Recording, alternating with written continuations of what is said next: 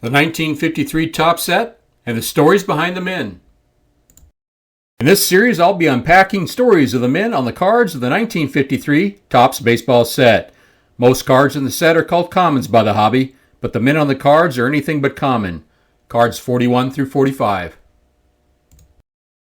Enos Slaughter, card number 41. Enos Bradshaw Slaughter was born in Person County, North Carolina, near the town of Roxborough on April 27, 1916. The Slaughters were a farming family, and Enos attributed his physical fitness to his farm work as a boy. The family would take trips to Durham, North Carolina to watch the Durham Bulls play baseball. Young Enos realized his greatest desire in life was to become a professional baseball player. In high school, Slaughter played basketball, football, and baseball. He played well enough to earn an athletic scholarship to Guilford College in Greensboro, North Carolina. Though his parents encouraged him to continue his education, Enos rejected the scholarship. In 1935, scout and Hall of Famer Billy Southworth signed him to the St. Louis Cardinals. Enos was moved in 1937 to the Cardinals farm team in Columbus, Ohio, which was managed by Bert Schotten. Schotten began calling Slaughter Country Boy, which was shortened to Country, and the nickname stuck. When Slaughter was a minor leaguer in Columbus, Georgia, he would jog from his position in the outfield to the dugout, slowing down even further as he neared the infield, and eventually walking the rest of the way. Manager Eddie Dyer told him, "Son, if you're tired, we'll try to get you some help." During the remainder of his major league career, Slaughter ran hard everywhere he went on the baseball field. After debuting with the Cardinals in 1938, Slaughter became an everyday outfielder in 1939. Slaughter enlisted with the Army Air Force in August of 1942, although his induction was postponed until after the World Series. Slaughter served for 3 years during World War II and was a sergeant who taught physical education. Slaughter helped set up baseball teams during the Pacific Island Hopping Campaign in such places as Saipan. Their games inspired the troops while drawing upwards of 20,000 spectators. He was discharged from service on March 1, 1946. It was a mad dash, with Slaughter standing on first and 2 outs. Slaughter ran with the pitch in a 3-3 tie ball game. Harry Walker's hit in the 8th inning would be the catalyst that would send Slaughter into a mad dash, scoring the winning run after a delayed relay throw by Red Sox Johnny Pesky. This play was named number 10 on the Sporting News list of baseball's 25 greatest moments in 1999. The run put the Cardinals ahead 4-3 and proved to be the winning run of the decisive 7th game of the 1946 World Series. In St. Louis, a statue depicting Slaughter sliding across home plate at the end of the play stands outside of Busch Stadium. Slaughter was a 10-time All-Star and elected to the Baseball Hall of Fame in 1985. He is also a member of the St. Louis Cardinals Hall of Fame and a member of the North Carolina Sports Hall of Fame. In 2013, the Bob Feller Act of Valor Award honored Slaughter as one of the 37 Baseball Hall of Famers for his service in the United States Army Air Force during World War II. Slaughter retired from Major League Baseball in 1959. He was a player-manager for the Houston Buffs of the Texas League in 1960 and for the Raleigh Capitals of the Carolina League in 1961. Slaughter coached baseball for Duke University from 1971 to 1977. He provided aid to causes such as Duke's Children's Classic, the Person County Museum of History, and Piedmont Community College. Enos Slaughter died on August 12, 2002 from complications of non-Hodgkin's lymphoma. He was 86 years old. To be a big league ball player, you have to love the game, Slaughter once said. This is a pretty good game and a pretty swell way to make a living. The conditions in the majors are fine and the money is good, so I say keep yelling and hustling every minute you're in uniform. The 1942 World Series against the Yankees was the first to be broadcast live to American troops overseas. After the 4th game, Slaughter was asked to speak to the troops by radio. "Hi, fellas," he told them. "We played a great game today, and we won. And we're going to finish this thing off tomorrow. Then I'm going to report for duty in the Army Air Corps and join you." The Cardinals did indeed wrap up the World Series the following day, with Slaughter contributing a home run in the 4th inning. He was then assigned to the San Antonio Aviation Cadet Center for what he had hoped would be flight school. "I wanted to be a pilot," he told author Frederick Turner, but they said I was colorblind. They wanted me to be a bombardier, but I said if I couldn't be the one flying the plane, I'd just as soon not be flying. So I became a physical education instructor in charge of about 200 troops. Slaughter was assigned to the 509th Base Headquarters Squadron at SAACC, where he led the base team in hitting with a .498 average in 75 games during 1943.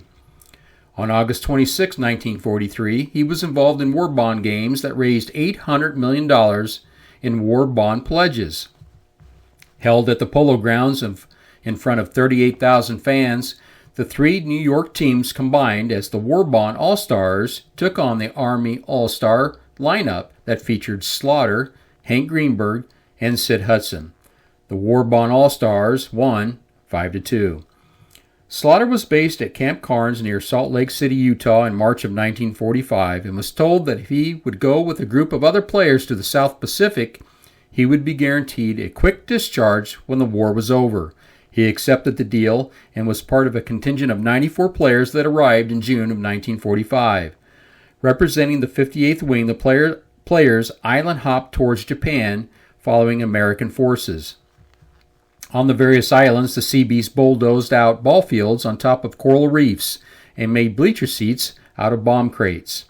Games were played on Saipan and Guam and Iwo Jima, with an estimated 180,000 soldiers getting the chance to witness Major League players in action. 27 games were played on the tour, and Slaughter batted .342 with 5 home runs and 15 RBI. The tour concluded in October, and the players returned to the United States early in November. The Cardinals were playing in a bitter rivalry against the Dodgers on August 20th, 1947 at Ebbets Field. With the score tied at 2 in the top of the 11th inning, Stan Musial was on first base. Slaughter hit a Hugh Casey pitch to first base, which was fielded by Jackie Robinson. Jackie ran to first base to record the out, but as Robinson turned toward the field of play to ensure that Musial did not take off for third base, Slaughter was coming down hard, right down the line, and spiked Robinson's right ankle. Many thought the act was racially motivated. There had been rumors that Slaughter was against integration. Slaughter came up with the hard-playing Gas House Gang in St. Louis, and it was not uncommon for Slaughter to play rough. But Slaughter would deny that spike against Jackie was on purpose. He spent much of his life defending himself against such allegations. Slaughter and teammate Terry Moore strenuously objected to statements that they were racist, and their actions were racially motivated. They would go so far as to hire lawyers to set the record straight. It is difficult to say what Slaughter's intentions were and how he felt about integration. There doesn't seem to be enough information to pass judgment, at least for me. Over a 19-year big league career, he posted a .300 batting average with 2,383 hits. He had not lost 3 prime years to World War II. He could have approached 3,000 hits. Casey Stengel once said of the aggressive, constantly hustling outfielder, quote, "One of the greatest. He will do anything to beat you." At the age of 45, Slaughter then retired to his 240-acre farm near Roxborough, where he harvested tobacco, watermelon, and assorted vegetables. He traveled the nation making personal appearances and later many baseball card shows. At his funeral in Allensville Methodist Church, many former teammates paid their last respects. Quote, "Enos and I are in the Hall of Fame together," said Lou Brock. "History finds us together. That is one thing that binds me to him. And I tell you this, the name of Enos Slaughter will be spoken for generations to come. Players like Enos and Stan Musial really helped me to see what being a Cardinal meant. He's been my friend for a long time."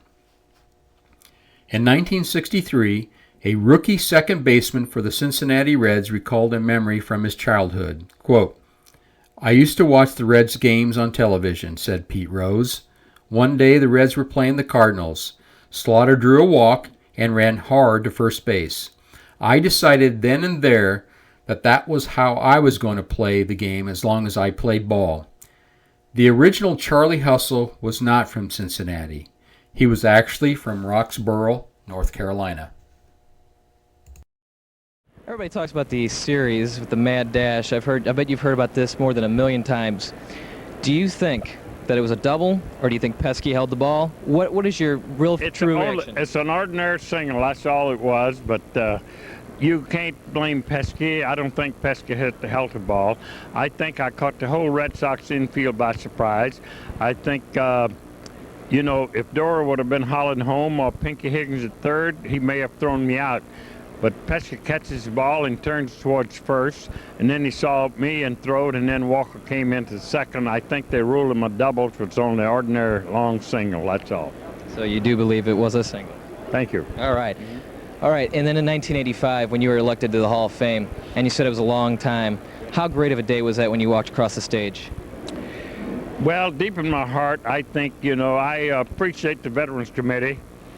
Stan was on that, and Campanella and a few other boys that I played against. I saw them break into the big leagues, and I think they realized my talent, which I think these newspaper men that seen me all those years, because I didn't hit a lot of home runs, they didn't see no talent. But I was a clutch hitter, and I played every game to win, and I thank the Veterans Committee, because I think the writers did me an injustice by keeping me out at least 10 years too long. Well, I think that is true, too. That's Enos Slaughter. We thank you very much. Thank you. Gus Zernial, card number 42. Gus Zernial was born on June 27, 1923 in Beaumont, Texas. He was the youngest by 9 years of 10 children born. The oil town of Beaumont was victimized by the bubonic plague in the 1920s, and Gus lost 3 siblings to diseases. During high school, Zernial was a 3-time letter winner for Beaumont High School. Zernial played first base, forward on the basketball team, and an end on the football team. As a senior, Zernial was captain of the basketball team and was offered scholarships to Texas, Baylor, and Oklahoma. In 1941, at the age of 17, Zernial was signed by the St. Louis Cardinals and sent in 1942 to play for Waycross of the Class D Georgia-Florida League. Zernial, batting leadoff, hit .286 in 95 games, but was released by the Cardinals due to the reduction of leagues during World War II. Zernial's release opened the door for him to enlist in the Navy. For 25 months, he worked as a radio operator aboard 5 Pacific battleships. The only baseball Zernial played during his 3 years was at a naval base in San Francisco. However, he utilized this time to lift weights. He would build up his body to more than 210 pounds of muscle on his 6-foot, 2.5-inch frame, helping him to evolve as a power hitter. Zernial was discharged in October of 1945. Zernial would find a home with the Pacific Coast League after that. At that time, the PCL served a population of about 8 million people and essentially functioned like a third big league with competitive pay. Zernial started with a salary of $1,000 a month and was earning $8,000 a year in the PCL, more than many major leaguers. The White Sox offered Gus $5,000 to play with Chicago, but he turned him down twice. A video, which I will show later, describes his contract negotiations and his thoughts on the PCL. Zernial was one of the most prolific power hitters of the 1950s, joining Hall of Famers Mickey Mantle, Yogi Berra, and Larry Doby in the American League for the most home runs in the decade.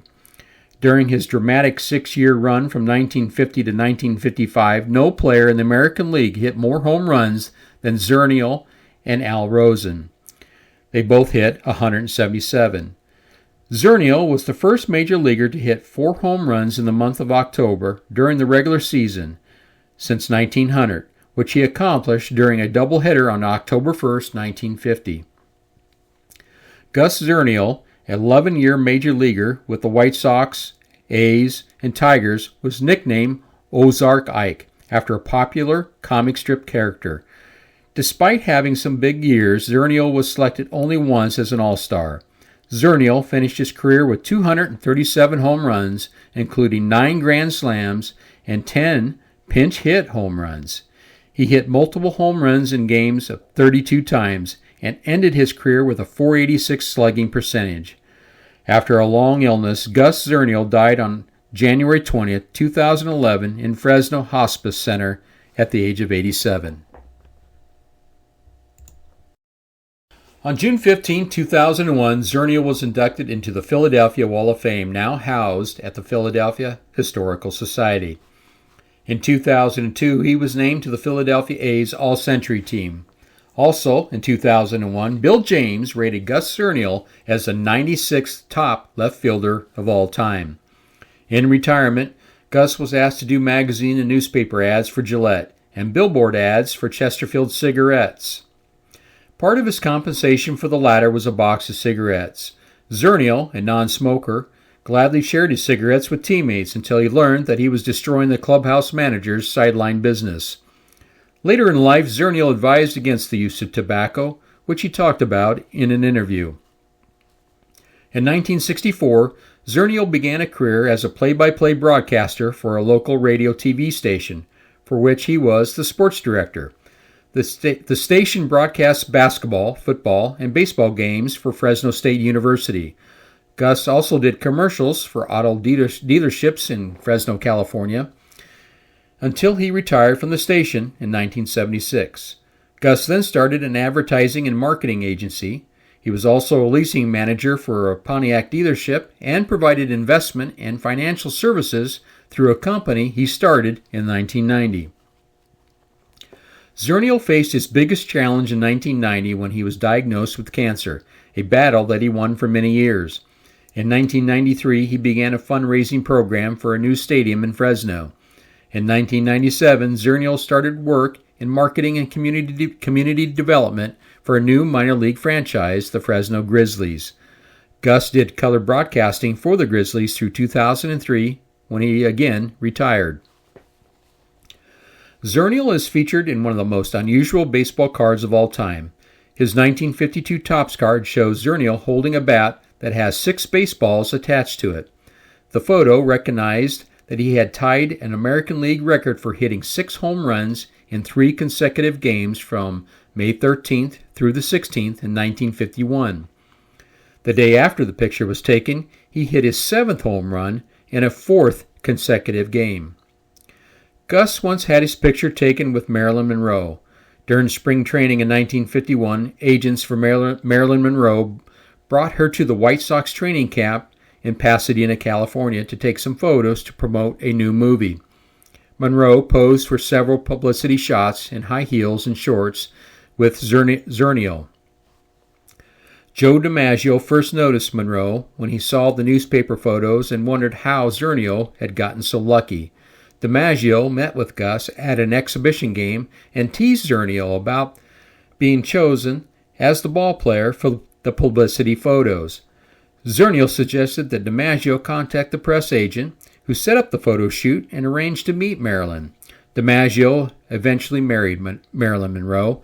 According to Zernial, DiMaggio stopped talking to Gus because of lingering jealousy and because he believed that Zernial had informed the media that Gus was responsible for his first date with the movie star. On this slide, you can see Gus Zernial with a rather interesting photo with Marilyn Monroe. Below that, you'll see Gus Zernial posing with pitcher Bobby Shantz.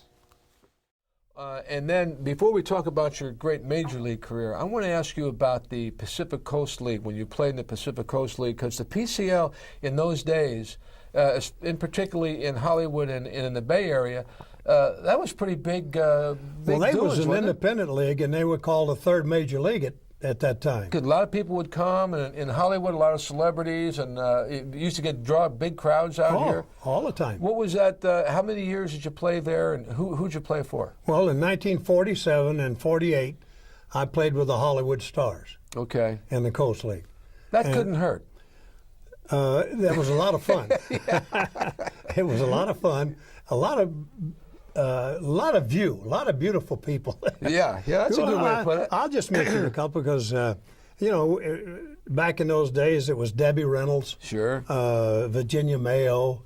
I can't think of all of them. Betty Grable. You got to meet all of them. Oh, yeah, sure. Oh, man. And that was a lot of fun in Hollywood. But let me tell you something about playing in Hollywood. We played 189 game schedule. Wow, that's more than the big leagues was playing. Oh, well, the big leagues never played that many. They were playing 154. That's all. Yeah. And I went to bat officially In 1948, 737 times. Jeez, what'd you hit? I hit three. What did I hit? 322. 322. I led the league in 700 at bats. I got the most base hits in that year. I got 237 hits. Good Lord! And then when they finally did come after you, you actually thought about staying, didn't you? Or did they offer you some pretty good money? Well, Frank Lang. Well, I was making $9,000. Okay. Because the season was longer, and the minimum in the big leagues in those days was $5,000. So when the 1948 season came to an end, why the White Sox bought my contract. See, they got me in a draft situation, but they had to buy me back, and that's a long story. And so they bought my contract, and Frank sent me a contract for $5,000. And I said, well, Frank, I can't take a pay cut just to come to the big leagues. And that was in 47. And so he didn't sign me that year. I went back and had a big year for Hollywood, the one we just talked about. Yeah. And then he sent me another contract for $5,000. And I refused to sign. And we went back and forth and like that. And finally I signed a contract with him for $9,000 and a $1,000 bonus if I played all year. What about guys like Nellie Fox? Tell me a little bit about Nellie Fox. I played with Nellie. Little Nellie and I were baseman. teammates. He was what I would call a self-made ball player. He looked like he could never make a double play, and he's got the record. He looked like he could never hit, and he got 3,000 hits, and he made the Hall of Fame. And what finally got to him was chewing tobacco. No kidding. Got cancer, and it got into his mouth area. For you young kids, leave that chewing tobacco, even that snuff they do nowadays, to get rid of it. Folks, here's slugging Gus Zernial, formerly of the White Sox, now with the Philadelphia A's. Say, Gus. Huh? Hello there. Would you mind telling the folks why you're so sold on Gillette Blue Blades? Not at all. As a matter of fact, I'm going to grab off a quick shave right after the game. Fine. We'll be seeing Hey. you. How was it, Gus? Like every Gillette shave. Quick, easy, and mighty refreshing. Gil McDougald, card number 43. Gil McDougald was born on May 19, 1928 in San Francisco, California. He attended Commerce High School, where he was an all-city basketball player. Interestingly, he did not make the varsity baseball team until his senior year. After graduation in 1946, he attended City College of San Francisco and the University of San Francisco. During this time, he played with the local Boston Braves feeder team, the Bayside Braves, where he adopted his unorthodox but effective batting stance. In order to hit the curveball better, right-handed batter McDougald adopted a weird-looking, but again, effective batting stance, where his legs were wide open to the pitcher and the bat cocked at waist level. Yankees West Coast scout Joe Devine signed Gil to a $200 per month Yankees contract with a $1,000 bonus in the spring of 1948. He was just 19 at the time. McDougald played his first major league game on April 20th, 1951. On May 3rd of that year, he tied a major league record since broken by batting in 6 runs in 1 inning. In the World Series that year, he became the first rookie to hit a grand slam. He edged out Minnie Manuso in the voting for the 1951 American League Rookie of the Year. He was a versatile player, playing all the infield positions except first base, 599 games at second base, 508 games at third, and 284 at shortstop. He was a 6-time All-Star. 2 of those All-Star selections were held in the same year, and a member of 5 World Series champion teams, all with the Yankees. On May 7, 1957, McDougald was batting against Herb Score of the Cleveland Indians. He hit a line drive that hit Score in the right eye. Score would miss the rest of the 1957 season and much of the 1958 season. While addressing reporters following the contest, McDougald said, "If Herb loses the sight in his eye, I'm going to quit the game." Score regained his vision and returned to pitching in the majors in late 1958, but was never the same pitcher. Only 2 years before, McDougald was struck in the left ear during batting practice by a ball hit by teammate Bob Serve, Initially, it was believed to be a concussion, and he only missed a few games. Undetected was a small skull fracture and damage to the left inner ear. Over time, McDougald would suffer hearing loss in his left ear and later also in his right ear. McDougald retired after the 1960 season. He could see his skills were diminishing and wanted to begin a new chapter in his life. With the expansion draft looming, he notified the Yankees brass of his retirement during the 1960 season. McDougald was a man of his word. Not even Gene Autry's offer of a 2-year, $50,000 a season contract with free housing could convince him to play for the Angels. Quiet, but a fiercely competitive man, McDougald was admired by teammates, opposing players, the media, and fans alike.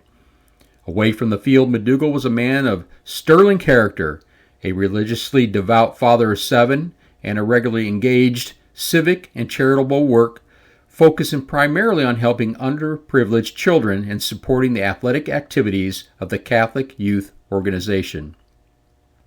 In November 2008, McDougald was saddened by the death of Herb Score, but by then Gil himself was seriously ill with prostate cancer. He died at his home in Wall Township, New Jersey on November 28, 2010 at the age of 82. McDougald led all American League infielders in double plays at 3 different positions, at third base in 1952, at second base in 1955, and shortstop in 1957. He was the double play leader at shortstop despite sharing time at the position with rookie Tony Kubik. McDougald was the head coach at Fordham University from 1970 to 1976. He resigned this position due to his hearing loss. His hearing was somewhat restored by a cochlear implant he received during surgery at the New York University Medical Center in 1994. McDougald later became a paid spokesman for the implant manufacturer. He also became a speaker at benefits for hearing organizations and testified before Congress. In 1960, Casey Stengel once said of McDougald, "The best second baseman, the best third baseman, and the best shortstop in the American League." After the 1954 season, McDougald began to plan for his family's future after baseball. With a friend, he founded a New Jersey janitorial service named Yankees Building Maintenance Company. The company would flourish and provide the McDougald family a reliable income for the next 30 years.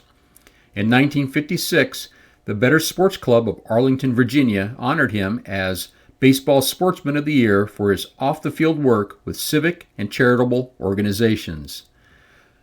The following clip is McDougald's 10th inning home run in 1958. McDougald leads off. This drive lands in the left field bleachers, and the home run is a stunning blow to the home fans.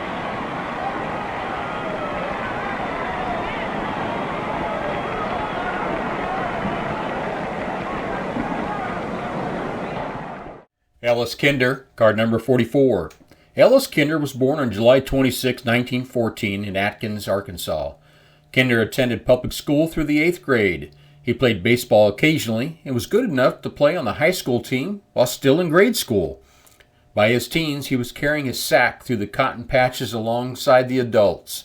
Kinder also joined the local adult men in their Sunday afternoon baseball games. Despite his father's strict rules against Sunday baseball, Kinder would leave from church and secretly head off to pitch in the afternoon semi-pro games. By evening, after a quick dip in the creek, he was back in his Sunday best. Kinder would spend 5 years in the minors and 1 year in the Navy beginning in 1945 before making it to the big leagues. After being discharged as Seaman First Class in March of 1946, he would join the Browns as a 31-year-old rookie. He's one of the few pitchers in baseball history who won or saved a combined total of at least 200 games.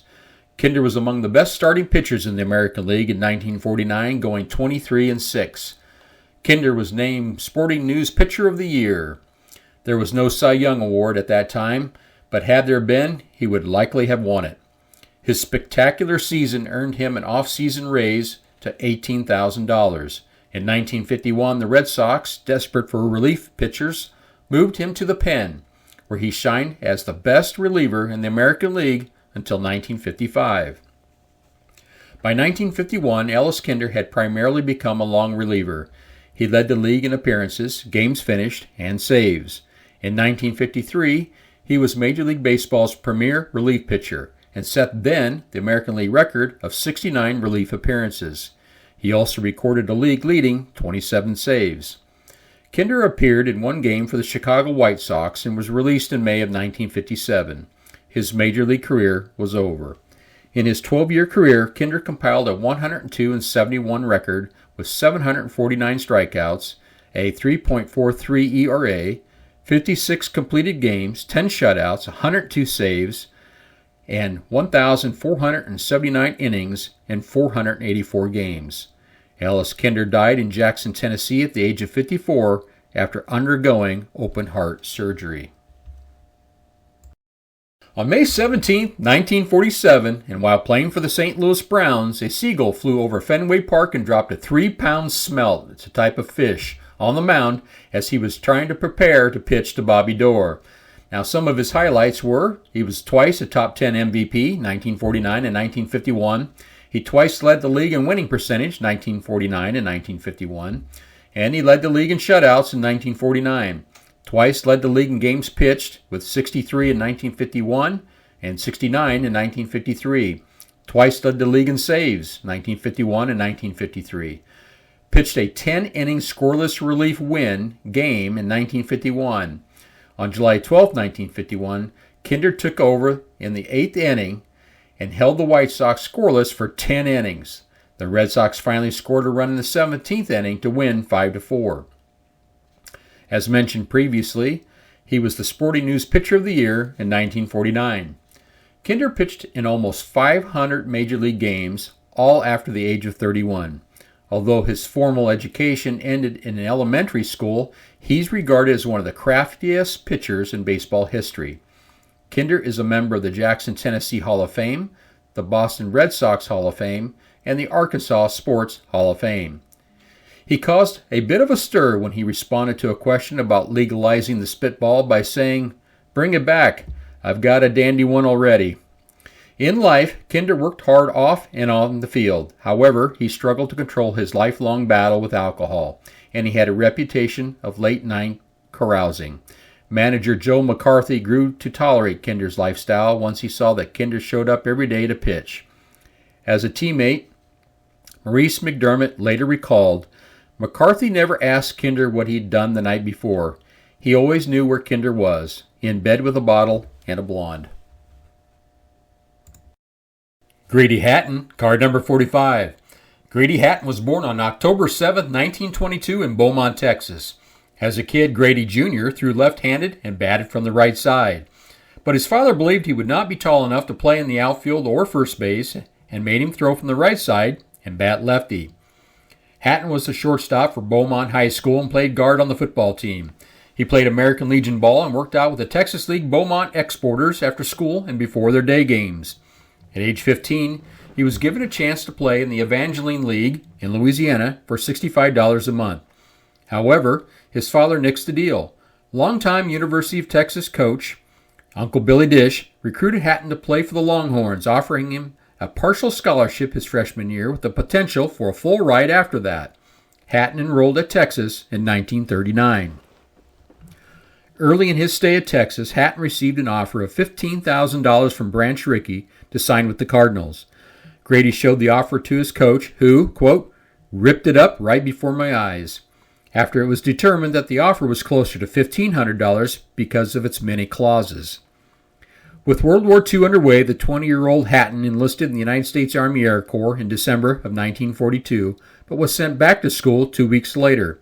However, in May of 1943, he was recalled into service 2 hours short of a degree from Texas and sent to Fort Sam Houston in San Antonio, Texas. The following month, he was sent to the Overseas Replacement Depot in Greensboro, North Carolina. There he served for 3 years as a physical training instructor and played on the ORD baseball team. That squad played in the National Semi-Pro Tournament in Wichita twice, finishing third each time. While in the service, Hatton signed a $15,000 contract with Cincinnati. However, Commissioner Kennesaw Landis declared that any contract signed by a serviceman was illegal, making Hatton a free agent. On February 13, 1946, Sergeant Hatton was discharged. His stock had gone up while he was playing service ball. The plain dealer in Cleveland reported that 15 of the 16 major league clubs put in bids for his services. The Dodgers reportedly offered him $35,000. Feeling bound by his prior commitment, he drove to Cincinnati, where he met with general manager Warren Giles, who advised him that he was not obligated to sign with the Reds. Hatton told Giles, "I shook hands on the deal. The contract was just a piece of paper. If that one isn't legal, get another one, and I'll sign it again. I have no intention of signing with another club." Giles appreciated Hatton's integrity so much that he added another $5,000 to the contract. Hatton also received a $25,000 bonus, the largest amount, said Giles, ever paid to a rookie to tie up with a National League club. Hatton used it to buy 455 acres of land near Warren, Texas. Grady Hatton died on April 11, 2013, at the age of 90 after a battle with cancer. Hatton was a 1952 All-Star. By all accounts, Hatton was a man of integrity. In 1956, the Boston Traveler raved about him, noting the nickname Grade A and saying that there should always be a place for him as a coach or a manager. Any young player lucky enough to be associated with Grady must have some of that big league quality rubbed off on him. After his playing career, he stayed in baseball as a manager, and in 1965, he was voted the Sporting News Minor League Manager of the Year. He was also a player manager, a scout, a director of player personnel, club vice president, and shared general manager duties. During the offseason, Hatton enjoyed hunting and officiating basketball in the Southwest Conference. He also authored a book called Organizational Policy. Hatton retired from scouting on November 20th, 1991, ending his 46-year career in professional baseball. Hatton never played minor league ball. Well, that is until after his major league career had wrapped up. The Red Sox asked if he would be willing to play for their farm team in San Francisco at the same salary he had earned in 1956. Hatton agreed. Thus, in 1957, at the age of 34, he played in the minor leagues for the first time in his career. While earning his degree in physical education, Hatton received All Southwest Conference baseball honors 3 times. As a third baseman in 1941 and in 43, and as a shortstop in 1942. Texas took the SWC championship in both 1941 and in 1943. Grady was team captain in his final season. He also played guard for the Longhorns football team for 1 season. Hatton was inducted into the Longhorn Legion of Honor in 1967. On May 9, 1996, Hatton was named to the all-time Southwest Conference baseball team as a utility player. On November 6, 1996, he was inducted into the Texas Baseball Hall of Fame. Thank you for taking the time to watch this video and learning more about these wonderful baseball players. Until next time.